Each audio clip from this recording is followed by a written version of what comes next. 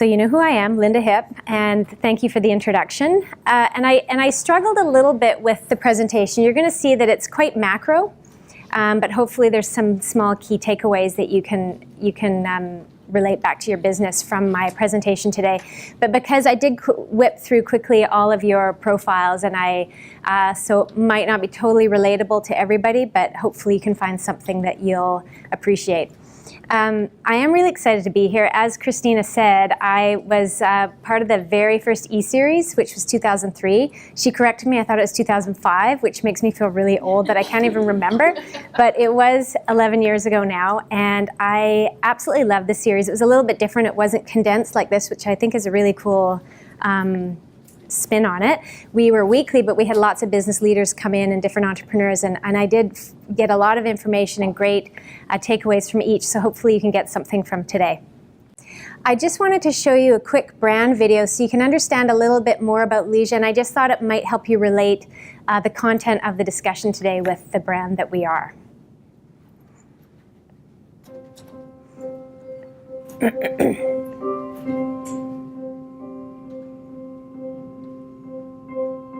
So when I hear stories about women who have said that they've seen our product and they actually want to take up a sport because of LIJA, it's so incredibly inspiring to me and inspiring to our team, because that's what we're here for.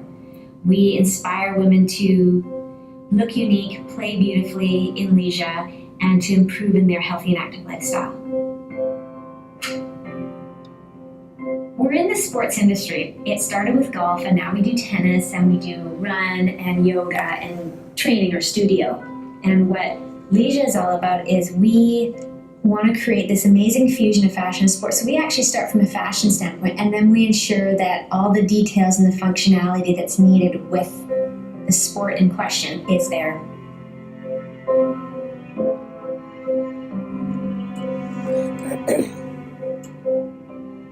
The LIJA woman is strong, she's passionate about what she does, she's very driven, she's committed to a healthy and active lifestyle. She always wants to make sure she looks good, but not in a vanity way, but just for herself, makes her feel good. But I think, most importantly, she's a strong person and she knows who she is.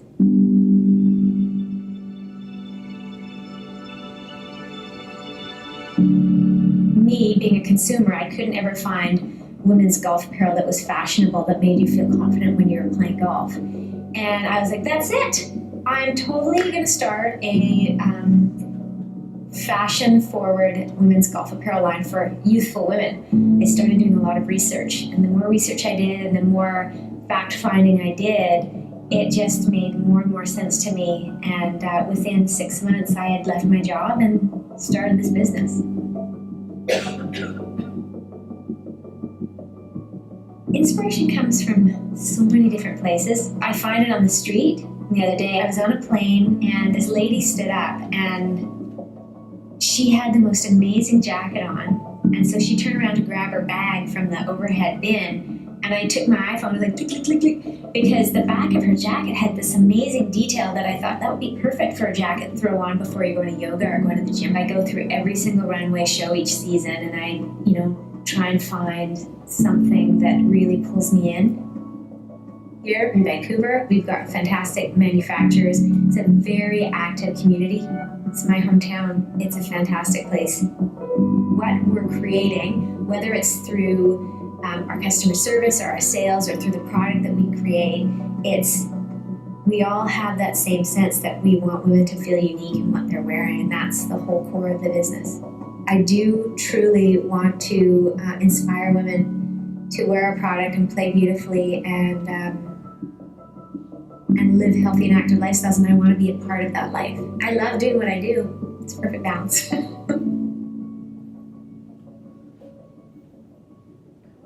So I'll reference this video a little bit later in the presentation as well. Okay, so I was the founder of the business 15 years ago here in Vancouver, and it evolved from pushing boundaries in golf apparel, and now we're pushing boundaries in athletic apparel. So we have 5 categories that we work in. We're golf, tennis, run, yoga, and training.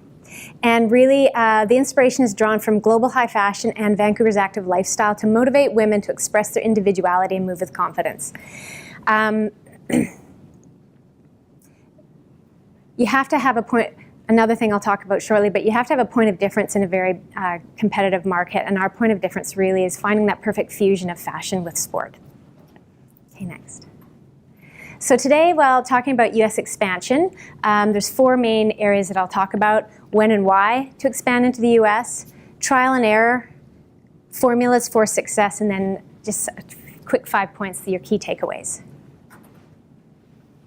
So when and why expand into the US? When you look at this page, you're probably thinking this is really sales and marketing 101, but I thought it was very important.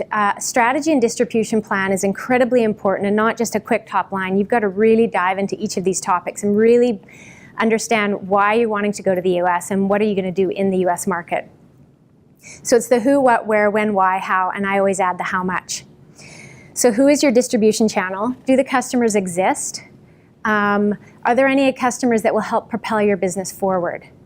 And I also added in here, who are your competitors and what are they doing within that market? It's really important to understand what your competitors are doing and what they're offering. What is it that your customers want? So are they wanting your whole offering? Do they want everything that you provide, or is it just a partial part of your service or your product? And is there something new that could be developed within a new market that you're wanting to jump into? Where are the locations? Is it countrywide, or are you going to select specific markets to jump into? When do they want you in the US market? Or most importantly, what I find is you have to have the right timeline for your business to move into that market. So really understand when you're going to be moving in and have a plan to work towards that. How you're going to pull it off is really important. Are your systems in check?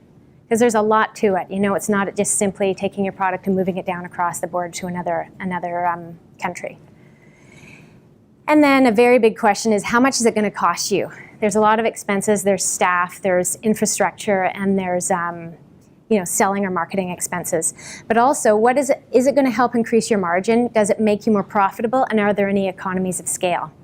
So to relate it back to LIJA, our distribution channels, when we went into the US a very long time ago. It was 2 or 3 years into our business, and we were only golf at the time. And we had picked 2 very specific distribution channels within the golf market. We picked big box. So if anybody golfs in here, if you know what Golf Town is, it's a big box retailer across Canada. There's about 5 or 6 in the US market. So we really wanted to target them because it's nice to get those big chunks of business. But we also felt that the green grass accounts were very important. That's the meat and potatoes of your business. It's the small guys that are always going to be coming back. If you focus on all big customers, obviously if someone walks away from you, it's going to put a huge dent in your business.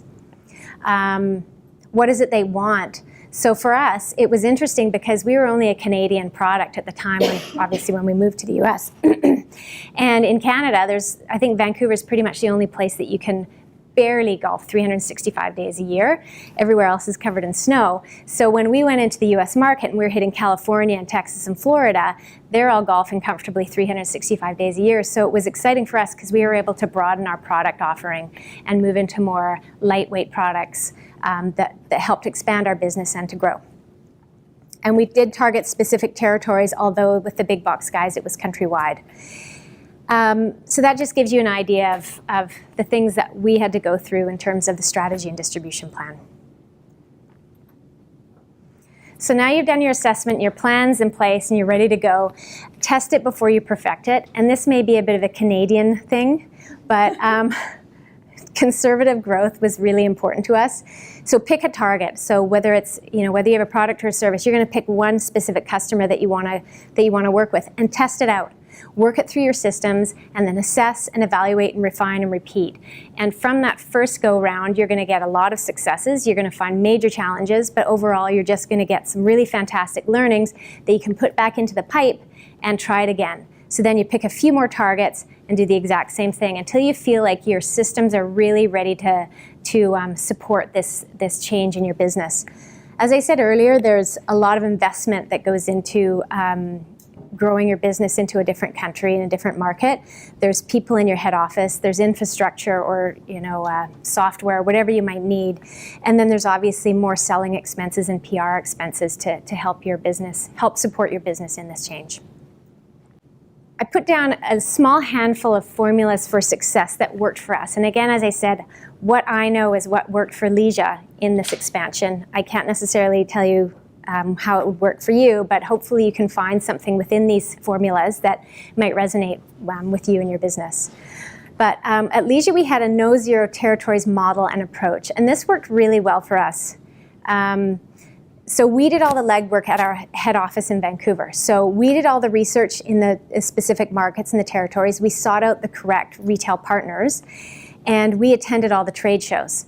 So our head office really started the networking and the support of this specific territory. And the formula that worked for us is we found that we didn't want to enter into a single US market without 5 accounts sold, with 3 media hits, and having attended the trade shows. So for us, this was really important because we spend a lot of money with a product like ours. You have to spend money on a sample set. That's a lot of money to produce these garments to go down to that market. You have to pay commission to a sales rep. And we wanted to make sure the business was viable before we actually put that money and invested that money into that territory. We wanted to make sure we had a return on investment. And at that point, if you're actually slightly established, even though it's very baseline, you're going to get better reps or people that are going to represent your brand in these markets. So that one was really hugely important to us. This one, and that's why I was going to reference the video, you are the key to your success in an expansion. FaceTime is super, super important. Regardless of the size of your business or the size of the opportunity, it has to be you on the front lines. People want to, the media and buyers want to hear it from you. They want to hear the brand story from you. They want to be introduced to the product from you. You need to see the trade shows, see key media or key accounts, and of course do the PR. And as much as I really enjoy watching myself on a video, it's really important. It's something that resonated very well with all of our key customers as well as the media. We just recently launched, we did a really big launch into the UK. We've been there for a while, but we're doing a really big push on our active side now. And we used that video and we had a fantastic 2-day media event. And every single media woman that came in could completely relate to this video, and they just felt like they could immediately connect with the brand. And that was really important to us. And to see the social media and the hits that we've been getting since then is just remarkable. Next one is the really non-glamorous, and I know I keep saying it, so I'm sorry it sounds like a broken record, but your processes, the procedures you need to create, the systems and your infrastructure are incredibly important. I feel like you only have one opportunity to make an impact with a new customer, and if you don't have your systems in place and to be able to support this new growth and change in your business, then you're going to fall flat. When we were in the golf business only, fashion became very important in the golf market. This was 13, 14 years ago. I saw other women come up with brands and they'd go to these trade shows with massive trade show booths and they just made this big hit, but they couldn't support their growth and they were gone within 2 years. So I feel like to have this conservative start, doing the test, the trial and error period is really important to just make sure it works for your business. And the last formula is to be bold and brave, because everybody knows Americans are rah-rah for themselves, right? And it's an incredibly competitive market. So you need to know what your point of difference is, know who you are, and really stand behind who you are. I put don't chase it because I've had a lot of very small examples of times where we've attempted to chase because the revenue might be really great to work with a new customer and they attempt to sort of change your product mix. And it's really hurt our business at certain times in the last 15 years. So really stand true to who you are as a business. So the key takeaways is number one, strategy and distribution plan.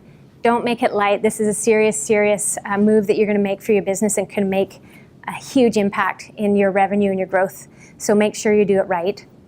Processes and systems are important. You are the key to your success, and you have to be out there. And you're investing so much time and energy in moving into a new market and spending money getting there. You really have to be prepared to invest your time and money for a certain period of time to make sure that you can help the growth. Create your blue ocean. So that's just finding out, knowing who you are and standing behind it. And then lastly is don't spread yourself too thin. This isn't, the last one really isn't in the presentation, but this one is important to me because we did conservative growth, but all of a sudden we started building momentum, and we were going very quickly.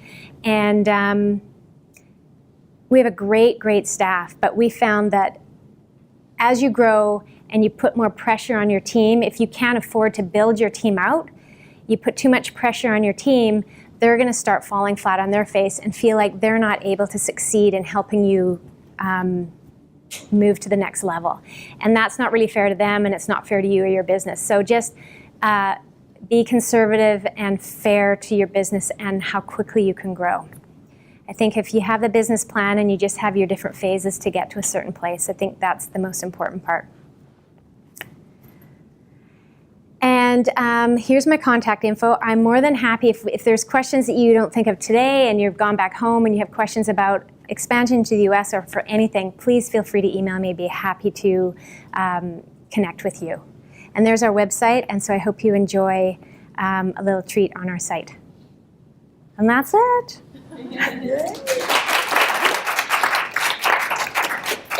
Was it 2014 now? I would say that we really started doing it in 2005, 2006. We really had a huge spike in sales, and we were getting to the point where our manufacturers in Vancouver, I felt like they were bursting at the seams. So what's happened? They're quite, yeah, totally. I didn't even think of that. So I felt that there was mistakes being made. There was too much volume going through their shops. So we decided to go overseas because obviously the quality is really amazing over there. It's far better. And but there are some challenges. There's timeline challenges as well. So there's risks and rewards to it. But we have enjoyed manufacturing overseas. But you really have to have the volume, otherwise it's not worth going, because in the end it's going to cost you more to do it there than here. Yes, yeah, I worked. Do you remember the Vancouver Grizzlies basketball team? Is the NBA team had come here, and so I was working with them, and it was quite a corporate world, and I learned a lot. It was a great experience, but I always knew I wanted to be an entrepreneur, and it when you're in the corporate world, you end up going to golf tournaments, and I was enjoying golf prior to that. But it really came to me one day at the office where I was like, there's absolutely nothing for younger women that want to be that are more style conscious. And it was a hole in the golf market that really hadn't been met yet. So it was perfect timing. So I jumped ship. I don't know if that's a missing link for you. I mean, I did learn a lot when I was working in the corporate world. I didn't have a huge, extensive period. I think it was 5 or 6 years prior to me starting the business. But we were talking earlier, like I think it's really all about your life experience that you're having. But that's why I feel like this is really, really important, because regardless of the type of business everybody's in, you're all going to have the same issues with your business. That's what I found anyways when I came. And so this is your support network, and even finding a small advisory board that can help you. I know what you're saying, because I have a business partner, and the two of us have been working together for the past 15 years, and you get to a point where we used to learn off of each other, but we know each other so well now, we're not learning from each other anymore. So you do need to venture out and find the opportunity to connect with other people. But I don't think the fact that you weren't in it matters. It's just what you do with it now. Yeah. Have you ever had a storefront? No. That's an interesting question, because we've thought about it for the last 5 years, and I feel like the playing field's changed a little bit now, Like I've read so many articles that saying that storefront isn't as important. You have to have a good mix of e-com and storefront potentially. So that's why we just invested some money in our new site, because it was very organic growth before, and it wasn't really that user-friendly. So now we've made quite a difference and a change, and that's our starting point right now. That's going to be our storefront, And then as our business changes and grows, because it's only about 3% of our sales right now, we're planning to grow that to 25% over the next couple of years. And once we really start going more of a retail channel as opposed to wholesale, that's when we're going to focus on maybe trying storefront as well with the bricks and mortar. Yeah, we've made mistakes, all right. You know, like you can plan as much as possible. The one mistake that really I always think about is when we did expand into the U.S., we were more of a medium to higher price point brand, and so we had targeted specific big box stores. And then the Sports Authority, which I don't know if anybody knows about, it's a really big chain of very low-level brands, and they wanted to see us. So I went down to Florida, and they said, we want to buy $200,000. And I was like, seriously? Done. Deal. And I walked back to the airport, and I called my partner, and I'm like, okay, we just sold 200 grand. But my gut was saying, this isn't right. So we went ahead, and we went into huge manufacturing for them, and within a month they were calling us saying, your stuff is not moving, like nobody wants it. And thankfully they were actually relatively good partners, because they recognized how small we were as a business, and they helped us get out of this problem. So we gave them the product at a super discount. It could have taken us under. So there's learnings along the way. It's always hard because there's chicken and egg, right? You need to spend money to make money. There's the risks with, you know, PR or, you know, different marketing exercises to get the money. And so I think you have to have a little bit of a safe ground first before you really start investing the dollars in to get more in.